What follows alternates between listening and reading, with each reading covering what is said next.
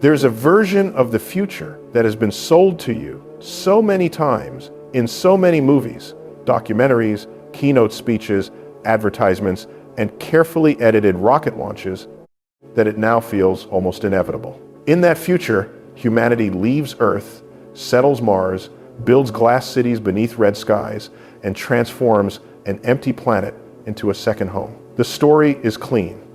It is inspiring. It is heroic. It tells us that Mars is simply the next continent, the next ocean, the next frontier. All we have to do is be brave enough to go. But here's the part that should make you uncomfortable. Mars is not waiting for us. Mars does not want us. And the moment you stop imagining Mars as a destination and begin calculating what it would take to keep a human being alive there, the dream changes into something much darker. I am not saying we should never go to Mars. I want humans to go to Mars. I want us to explore it, study it, walk across its ancient landscapes, drill into its rocks, search for evidence of past life, and expand the boundaries of human knowledge. Exploration is one of the most powerful expressions of our species. We crossed oceans, we climbed mountains, we entered caves, we walked on the moon. Curiosity is stitched into us. But there is a difference between visiting Mars and living there. A profound difference. A difference so enormous that if you ignore it, you will mistake courage for survival, possibility for practicality, and a temporary mission for a permanent civilization. You can visit Antarctica. That does not mean you want to raise 10 generations of children there without external support. You can descend to the bottom of the ocean in a submarine. That does not mean the ocean floor is ready to become your hometown. You can climb Mount Everest. That does not mean you should build a maternity ward near the summit. And you can send astronauts to Mars. That does not mean Mars can become Earth. The first trap in the Mars dream is psychological. People hear the phrase "the next step" and assume nature has arranged the universe like a staircase. First we leave the cave, then we cross the sea, then we go to the moon, then Mars, then the stars. But the universe has no obligation to provide convenient stepping stones. There is no law of physics saying that because one journey was possible, the next one will be easy. History is not a travel itinerary written by the cosmos. The moon is 3 days away. Mars can be months away. And distance is not just a number on a chart. Distance changes everything. It changes how much food you need, how much water you need, how much shielding you need, how much fuel you need, how many spare parts you need, how many failures you must anticipate, and how long you must survive when the rescue mission does not exist. On Earth, when something goes wrong, help can arrive. On Mars, help may be millions of miles away. Now consider the first law governing every romantic dream of space travel, the rocket equation. It has no emotions. It does not care about your ambition, your company, your flag, your motivational speech, or the beauty of your animation. It sits quietly inside the physics and waits for you to make a mistake. To move mass through space, you need fuel. But fuel has mass, so you need fuel to move the fuel, and then you need even more fuel to move that fuel. Every extra kilogram you add to the mission creates a demand that spreads backward through the entire launch system. Add water, and you need more fuel. Add food, and you need more fuel. Add radiation shielding, and you need more fuel. Add spare parts, medical equipment, tools, habitats, oxygen systems, backup oxygen systems, and backup systems for the backup systems. And the rocket grows larger, heavier, and more expensive. This is what I call the tyranny of the rocket equation. It is not merely difficult, it is merciless. Imagine you are packing for a trip. On Earth, you place an extra bottle of water in your bag and barely think about it. In space, that bottle has consequences. It must be lifted out of Earth's gravity well. It must be accelerated. It must be transported. It must be protected. The vehicle carrying it must carry the fuel required to move it, and the fuel required to move that fuel. Now multiply that bottle by the needs of a human body. You need water every day. You need oxygen every second. You need food. You need pressure. You need temperature control. You need waste management. You need protection from radiation. You need protection from dust. You need medical supplies. You need tools. You need clothing. You need shelter. You need replacement filters. You need the ability to repair machinery that is not yet broken in ways you have not yet imagined. A rover does not care if it is lonely. A human does. A robot does not need to breathe. A human does. A machine does not panic when the oxygen alarm sounds at 3 in the morning. A human might. When you see a successful rover landing on Mars, you are watching an extraordinary engineering achievement. But you are also watching something fundamentally easier than sending a human. The robot is successful precisely because it does not have bones, lungs, blood, fear, hunger, grief, and a fragile dependence on a narrow band of environmental conditions. A rover can freeze. A rover can wait. A rover can shut down. A rover can lose one wheel and continue dragging itself across the planet. A human cannot. The success of robots on Mars is not evidence that Mars is friendly. It is evidence that robots are better suited to hostile environments than we are. Mars is often described with beautiful language. The red planet, a world of canyons, ancient riverbeds, polar ice, a place where the sunset appears blue. Those are real and fascinating features. But beauty is not hospitality. A desert on Earth may be deadly, but it still contains air at the correct pressure. Even in the harshest desert, the atmosphere surrounds you freely. Gravity holds you. The magnetic field helps protect you. The planet rotates beneath a sun that is close enough to support a biosphere. The soil may be dry, but the environment is still part of an interconnected planetary system that has sustained life for billions of years. Mars offers no such generosity. The atmosphere is thin, very thin. So thin that liquid water cannot remain stable on the surface under ordinary conditions. The air is mostly carbon dioxide.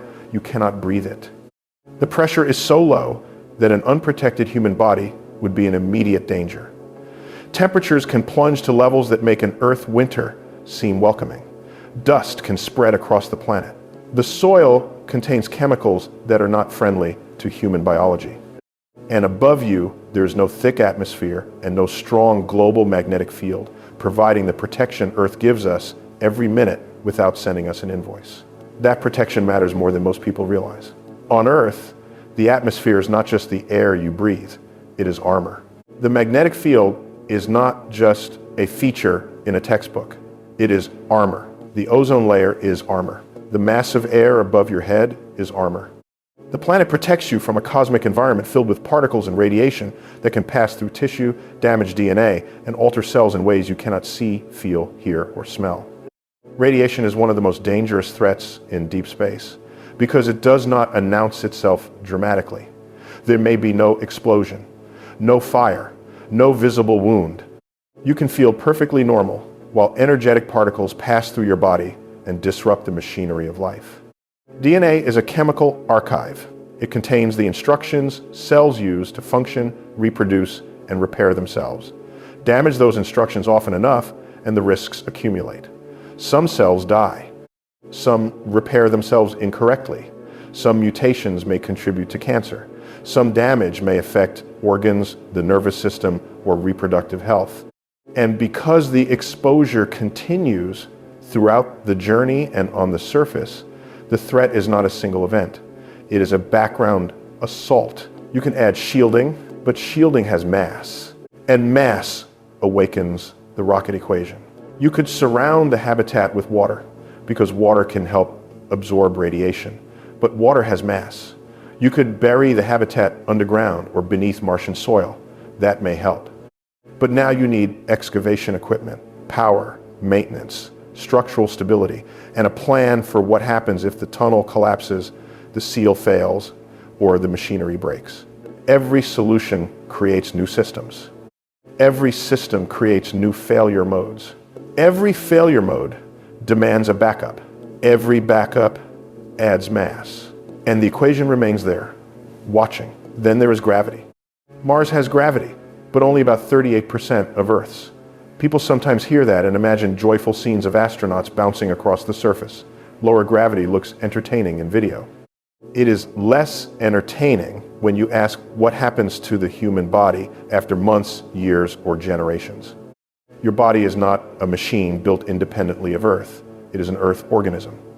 Every bone, muscle, organ, and physiological system developed under the constant pull of one Earth gravity. Your skeleton is a response to gravity. Your muscles are a response to gravity. Your cardiovascular system is a response to gravity. Even the way fluids move through your body is connected to gravity. Remove much of that load and the body adapts. But adaptation in this case can mean deterioration. Muscles weaken because they are not required to work as hard. Bones lose density because the body no longer receives the same mechanical signals telling it to maintain strength. The cardiovascular system changes. Balance and coordination may change. The distribution of fluids changes. Vision can be affected. The immune system may behave differently. And after long enough, the person who adapts to Mars may become less capable of returning to Earth. Now ask the question that rarely appears in promotional videos. What happens to children born on Mars? We do not know.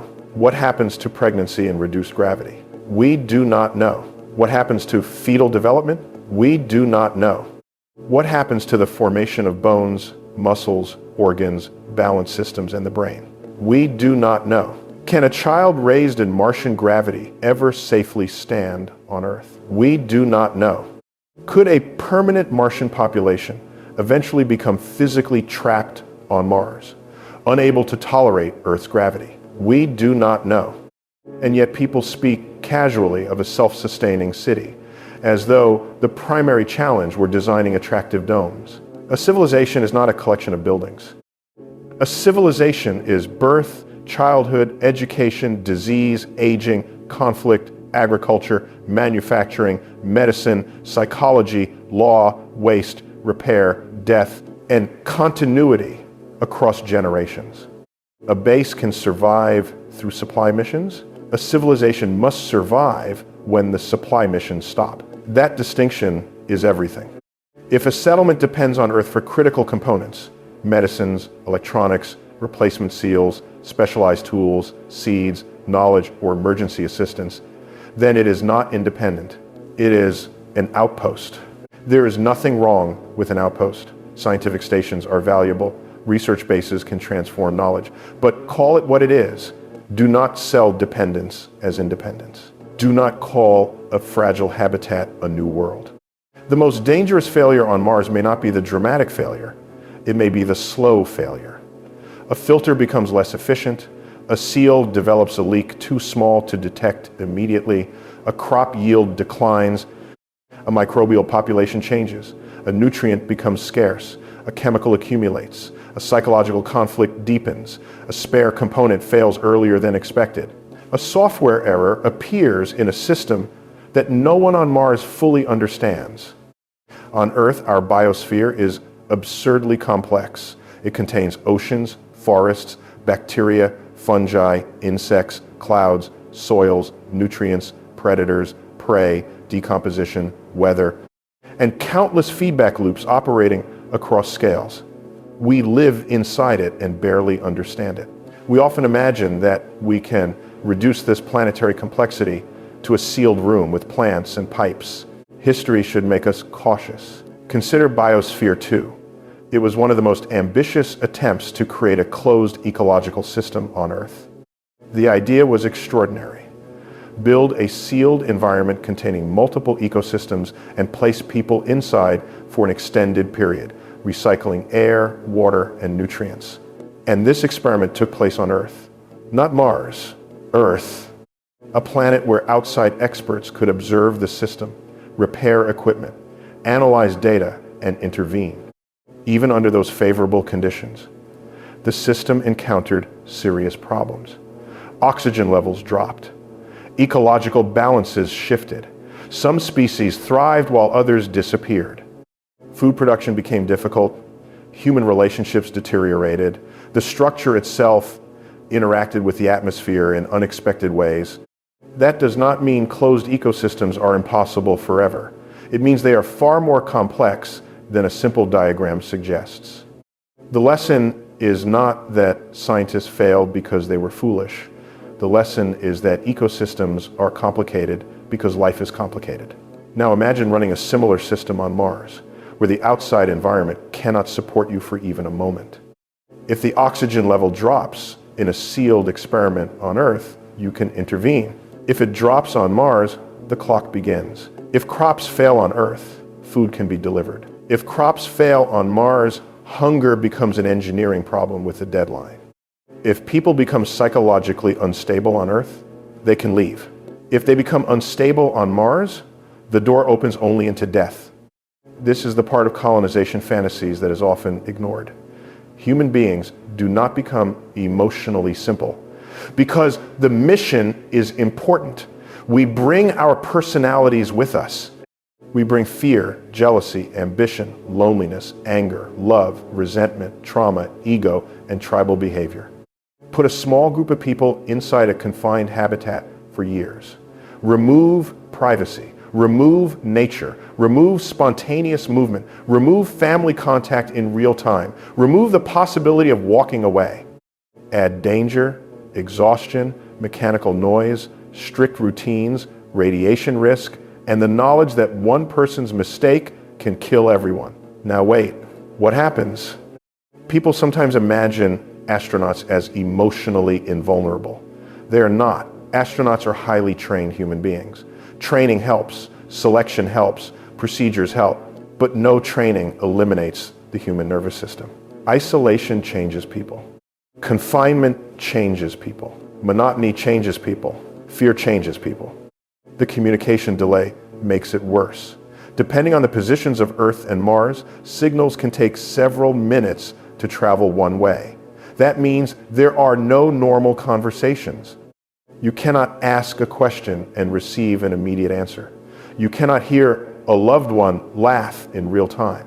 You cannot call mission control during an emergency and be guided second by second. You send a message, you wait, they receive it, they think, they respond. You wait again. In an emergency, that delay is not merely inconvenient. It means Earth cannot save you in the moment. Imagine an alarm sounds. Pressure is dropping. You do not know why. One crew member is injured. Another is panicking. The system manual contains 3 possible causes. You send data to Earth, but the answer will arrive too late. You are alone. Not poetically alone, physically alone, causally separated from immediate help by the speed of light. That is a kind of isolation no human community has ever experienced for generations. The ocean once separated civilizations, but ships could carry people, food, and rescue. On Mars, even the fastest response is constrained by celestial mechanics. You cannot launch whenever you want and arrive tomorrow. Earth and Mars move around the sun day. Efficient travel windows open at intervals. A rescue mission may be impossible when you need it. Mars will not care that the timing is bad. Space is not hostile in the way an enemy is hostile.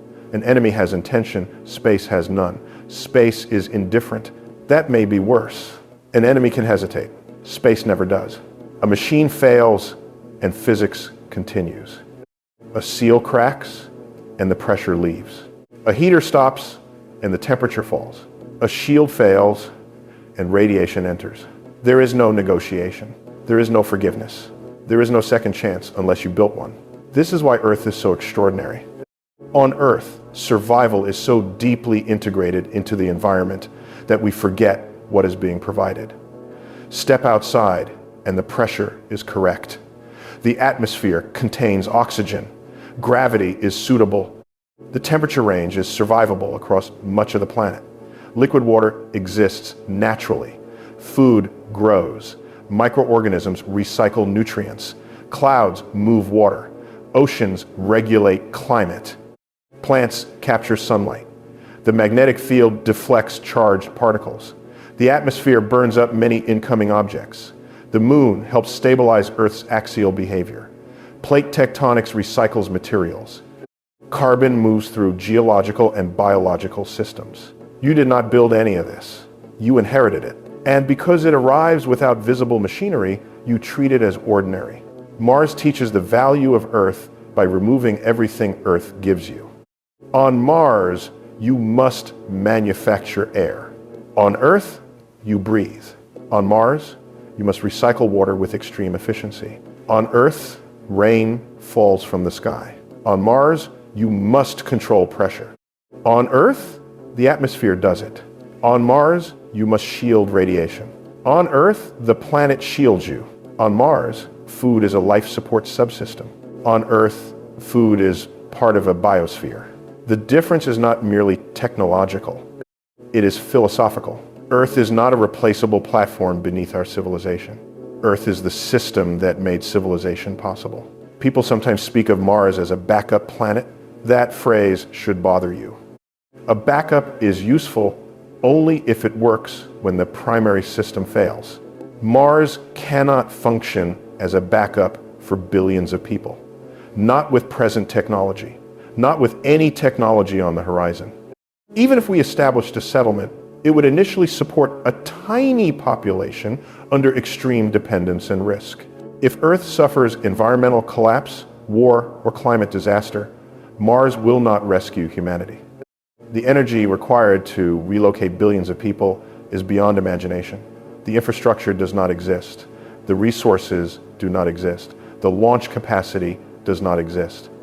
And even if they did, you would be transporting people from a damaged world that still contains breathable air and abundant water to a world that contains neither in a form humans can freely use.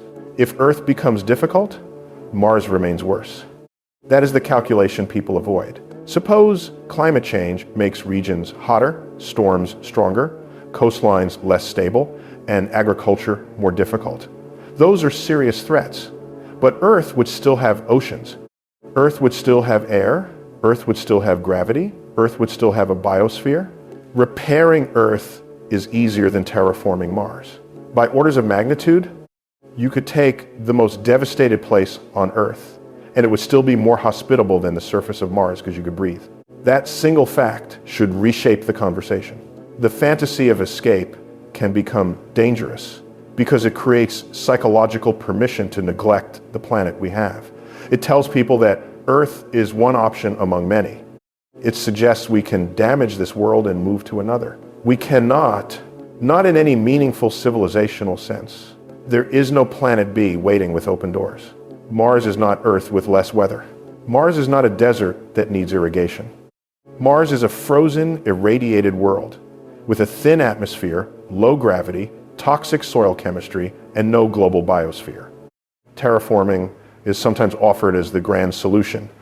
Warm the planet, release gases, thicken the atmosphere, melt ice, create oceans, introduce life. It sounds magnificent. It also hides extraordinary problems. Where will the atmospheric gases come from?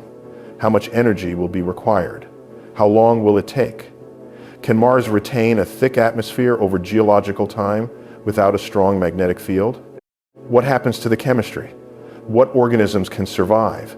How do you prevent collapse? How do you create soil? How do you establish a stable climate? How do you manage planetary feedback systems that Earth developed over billions of years? Terraforming is not landscaping, it is planetary engineering. And we have not yet demonstrated that we can reliably control the climate of the planet already filled with air, water, life, and infrastructure. We are struggling to manage one atmosphere while discussing the creation of another. That does not mean we should never study the idea. Science advances by considering difficult possibilities, but there is a difference between research and promises. When someone tells you 1 million people will live on Mars soon, ask how. Not emotionally, technically, ask where the oxygen comes from, ask where the nitrogen comes from, ask how food is produced after multiple crop failures. Ask what happens when the water recycling system is contaminated. Ask how radiation is managed over decades. Ask how babies develop in low gravity. Ask how surgery is performed. Ask how mental illness is treated. Ask how replacement parts are manufactured. Ask how energy is stored through dust storms. Ask how political conflict is resolved inside a habitat where violence could rupture the life support system. Ask what happens when people refuse orders. Ask what happens when the colony wants independence but still needs supplies. Ask what happens when Earth cannot send them. The more specific the questions become, the less the fantasy resembles a city and the more it resembles an emergency waiting for a date. There is another hidden assumption in the colonization narrative, that human adaptability is unlimited. Humans are adaptable. We survived ice ages, deserts, mountains, disease, and migration. But we survived them within Earth's biosphere. We carried fire, clothing, tools, social knowledge, and food systems into environments that still contain air, pressure, gravity, and accessible materials. Mars removes the foundation. Adaptability does not mean you can ignore biology. A fish is adapted to water. That does not make it weak. Remove the water and its adaptation becomes a death sentence. Humans are adapted to Earth. That is not a failure of imagination. That is the consequence of evolution. We belong here because every ancestor in our lineage survived here. Not on Mars. Here, our lungs belong to this atmosphere. Our bones belong to this gravity. Our cells belong beneath this magnetic field. Our circadian rhythms belong to this cycle of light and darkness. Our minds belong in landscapes containing weather, horizons, plants, animals, and other people. A Martian habitat may reproduce pieces of Earth, but every piece must be engineered. A window showing plants is not a forest. A lamp is not the Sunday. A recycled breeze is not wind. A digital image of the ocean is not the ocean. And after years, these differences may matter more than mission planners can calculate. Psychology is not an accessory to survival. Psychology is survival. A crew that loses trust becomes a technical risk. A person who loses hope becomes a technical risk. A conflict over resources becomes a technical risk. A romantic relationship becomes a technical risk. A leadership struggle becomes a technical risk. On Earth, human drama can damage a family, a company, or a government. On Mars, human drama can damage the atmosphere. The habitat walls do not separate social problems from engineering problems. They connect them. This is why the first humans on Mars will not simply be explorers. They will be patients in the longest and most dangerous experiment in human history. Their bodies will be experiments. Their minds will be experiments. Their relationships will be experiments. Their reproductive biology will be experiments. Their food system will be an experiment. Their habitat will be an experiment. The phrase Mars colony makes it sound settled. Nothing will be settled. Every day will contain unanswered questions. And the planet will provide no margin for arrogance. There will be achievements. I do not doubt that. Human beings are clever. Engineers solve problems that once appeared impossible.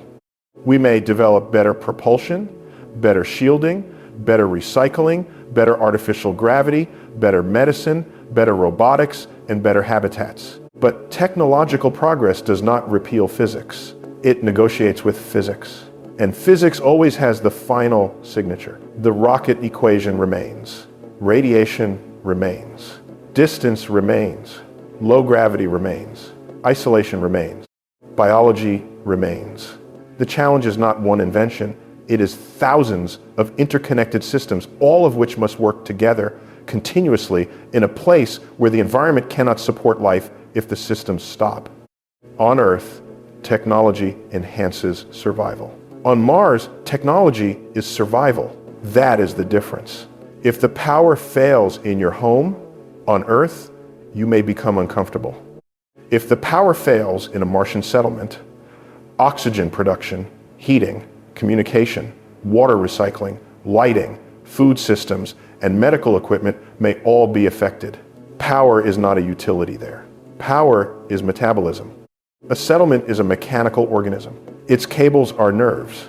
Its pipes are arteries. Its pumps are hearts. Its filters are lungs. Its computers are a brain, and the humans inside are dependent cells. One cascading failure can become a multi-system crisis. That is why redundancy matters. But redundancy costs mass, it costs energy, it costs complexity.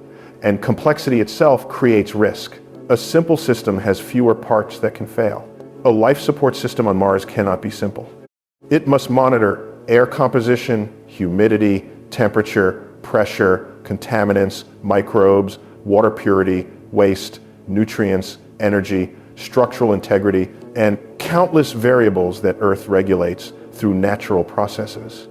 To live on Mars is to place an entire planet's responsibilities inside machinery. That should inspire respect, not confidence. Now imagine that the settlement succeeds for 5 years, then 10, then 20. The public may see images of children in a dome and declare victory. But the true test of a civilization is not whether it survives when everything is supplied and supervised. The test is whether it survives surprise, an unknown disease, a crop pathogen, a software failure, a conflict with Earth, a manufacturing defect, a generation that no longer shares the founder's mission, a resource shortage, a solar storm beyond predictions, a psychological breakdown, a political fracture, a birth crisis, a loss of trust. Civilizations do not fail only because of nature. They fail because of human systems. On Mars, political stability would become part of life support. Imagine a dispute over oxygen allocation. On Earth, oxygen is not governed by a council. On Mars, it might be. Imagine someone controls access to water, power, food, or transportation. On Earth, tyranny is dangerous. On Mars, tyranny could control the atmosphere itself. Who owns the settlement? Who writes the laws? Who has the right to return to Earth? Who decides who receives medical treatment when resources are limited? Can someone be exiled when the outside environment is lethal? What does prison mean inside a sealed habitat? What does freedom mean when opening the wrong door kills everyone? These are not science fiction decorations. They are logical consequences of dependence. A Mars settlement would force humanity to redefine rights, responsibility, punishment, authority, and survival under conditions no legal system has experienced. The vacuum outside would become part of every law. Even success contains tension. Suppose Mars develops its own identity. The people born there see Earth as distant, heavy, and culturally alien. They may resent being controlled by institutions on a planet they cannot comfortably visit. Earth may view Mars as dependent, expensive, or strategically valuable. Resources may become political. Communication delays may amplify misunderstanding. A civilization millions of miles away does not remove human conflict. It stretches it across space. And yet, despite all these warnings, I still believe humans should explore Mars. Because the lesson is not stay home. The lesson is understand what home means. Going to Mars could be one of the greatest achievements in history. It could teach us about planetary evolution, ancient climates, the possibility of life, and the future of exploration. It could inspire new technologies and a new generation of scientists. It could reveal whether life began independently on another world. But the value of Mars may not be that it becomes Earth's replacement. The value of Mars may be that it teaches us why Earth cannot be replaced. Stand on Mars, look at Earth in the sky, and every conflict on our planet becomes smaller. Every border disappears. Every ocean joins every other ocean. Every atmosphere belongs to everyone. From Mars, Earth would appear as a distant world containing every human story, every language, every city, every forest, every child, every song, every war, every memory, every person you love, and every breath you have ever taken. You would not see nations. You would see a life support system, a natural one, a miraculous one, a fragile one. Perhaps that is the real reason to go, not to escape Earth. To understand Earth, Mars is a warning written across a planet. It shows us what Earth could have been: cold, dry, thin-aired, irradiated, and silent. Mars may once have had rivers and lakes. It may have had a thicker atmosphere. It may have offered conditions more favorable to life long ago. But planetary histories change. Atmospheres can be lost. Water can disappear.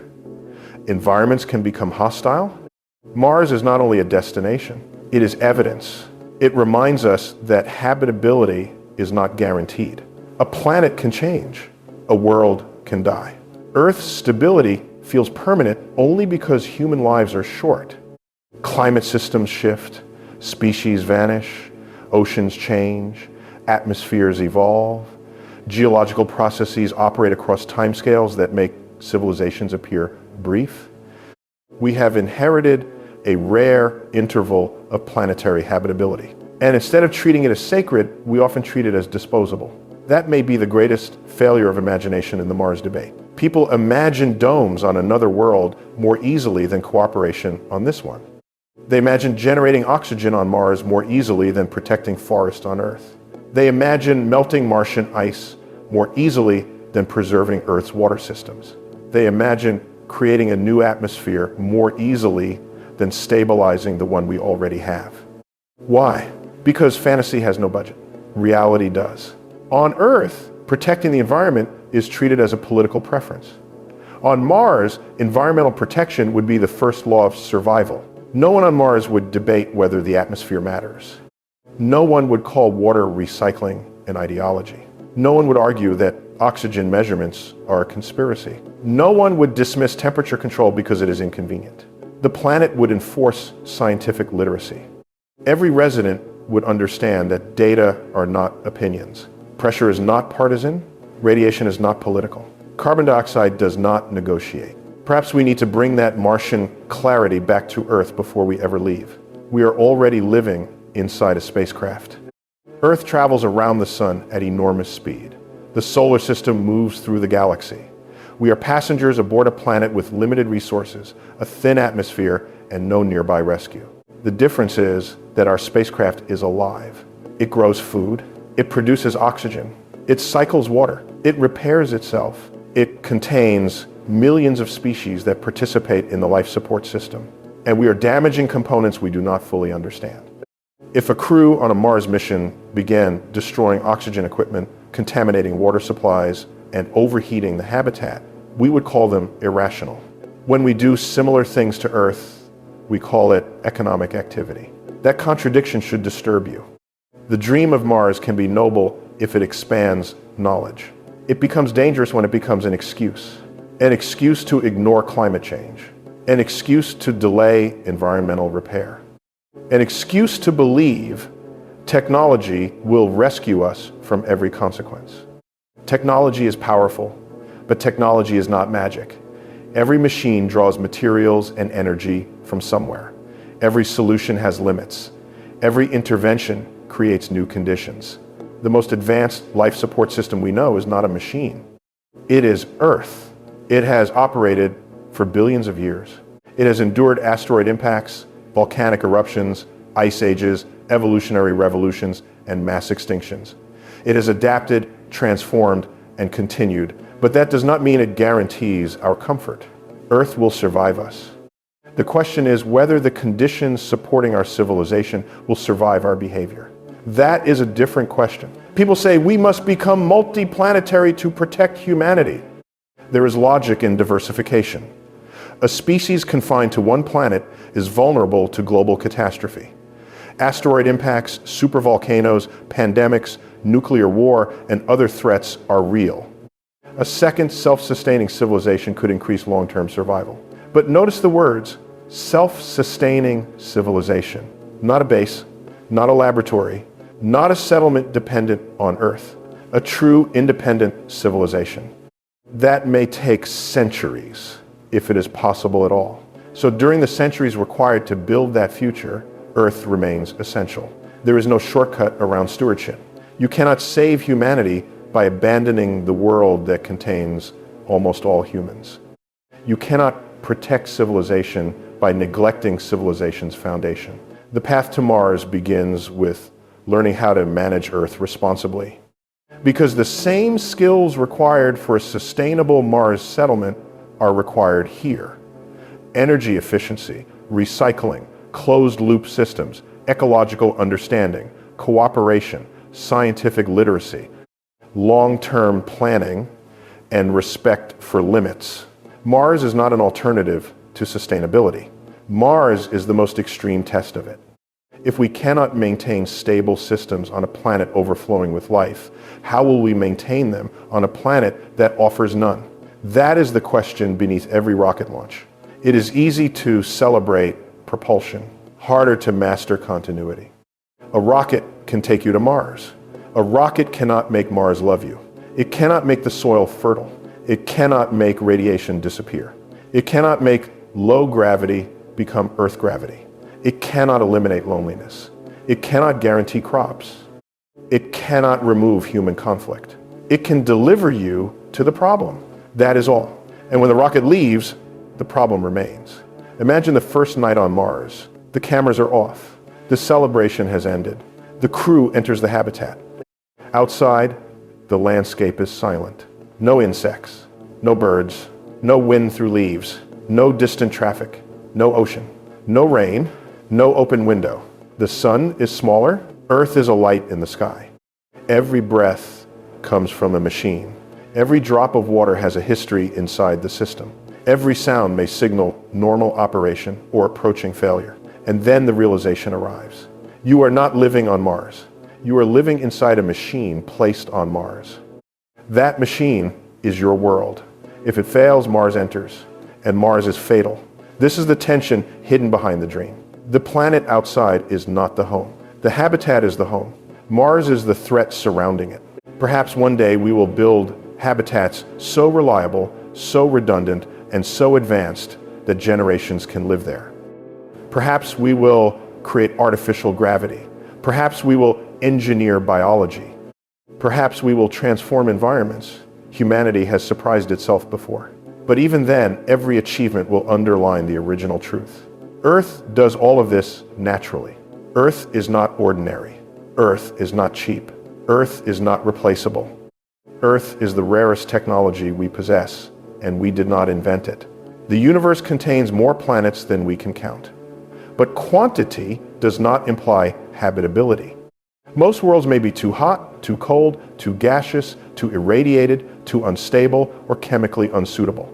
A planet can exist without offering life anything. Earth offers almost everything.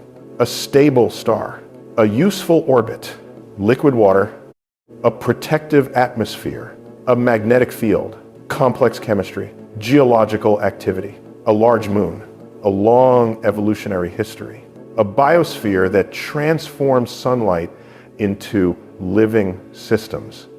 We search the galaxy for planets with even a fraction of these features. Meanwhile, we stand on one and complain that it is not enough. That is cosmic ingratitude. The question is not whether humans are brave enough to live on Mars. Humans are brave. The question is whether we are wise enough to understand what the attempt reveals. Mars reveals the cost of air. Mars reveals the cost of water. Mars reveals the cost of gravity. Mars reveals the cost of protection. Mars reveals the cost of ecology. Mars reveals the cost of distance. And when you add those costs together, Earth becomes priceless. The more accurately you understand Mars, the more extraordinary Earth appears. That is the perspective I want you to carry. Not fear, not pessimism, perspective, exploration without illusion, ambition without denial, hope grounded in physics. Go to Mars. Send scientists, send robots, send humans when the systems are ready. Build laboratories, search for life, study the climate, learn from the rocks, push engineering to its limits. But do not confuse the ability to arrive with the ability to remain. Do not confuse a footprint with a civilization. Do not confuse a habitat with a planet. And never confuse Mars with an escape route. The first person to walk on Mars may become one of the most famous people in history. The first person to die on Mars may become famous too. The difference may be a valve, a cable, a calculation, a decision made months earlier on Earth. That is how narrow the margin can be. We romanticize pioneers because history remembers the successful ones. It forgets many who suffered, failed, vanished, or died. Space will create its own forgotten names. The universe does not reward courage automatically. Courage increases what we attempt. It does not guarantee what we survive. That is why engineering matters. That is why humility matters. That is why scientific honesty matters. The worst thing we can do is tell ourselves Mars is easy. Easy missions encourage careless planning. Myths create deadlines that physics does not respect. Public excitement can pressure organizations to move faster than safety allows. And Mars will not care how inspirational the schedule looked. There is no shame in admitting difficulty. Difficulty is not defeat. Sometimes understanding the true scale of a problem is the first step towards solving it. But the solution begins with rejecting fantasy. Mars is not waiting to become our second Earth. Mars is an alien planet. Its silence is real. Its radiation is real. Its cold is real. Its distance is real. Its low gravity is real. And our dependence on Earth is real. The final irony is that the dream of leaving Earth may teach us to remain emotionally connected to it. The astronaut on Mars may become the greatest environmentalist in history. Not because of ideology, because of comparison. They will know what a planet without breathable air feels like. They will know what water means when every drop is counted. They will know what a tree means when no tree grows outside. They will know what rain means when the sky never gives it. They will know what a breeze means when opening the habitat is impossible. They will know what Earth means when Earth is too far away to help. And when they look at the pale point of light in the sky, they may understand something we should understand now. Everything we have ever called home exists there. Every cathedral, every laboratory, every battlefield, every garden, every hospital, every childhood, every language, every ocean, every song, every human breath. Mars may become a chapter in our story. Earth is the book. Do not burn the book because you are excited about the next chapter. We may become a spacefaring species. I hope we do. I hope our descendants walk beneath alien skies, explore the moons of distant planets, build observatories in places we cannot yet imagine, and carry human curiosity far beyond the solar system. But the maturity of a spacefaring civilization will not be measured only by how far it travels. It will be measured by whether it understands the value of the worlds that sustain life. A civilization that destroys its first habitable planet is not ready for a second. A civilization that treats ecosystems as disposable will not survive inside fragile habitats. A civilization that ignores science on Earth will not survive physics on Mars. So perhaps Mars is not a test of rockets. Perhaps it is a test of wisdom. Can we admire exploration without turning it into mythology? Can we pursue another world while protecting this one? Can we celebrate ambition while respecting limits? Can we understand that technology expands our reach but does not remove our dependence on nature? Can we look at a dead planet and finally recognize a living one? That is the question. And the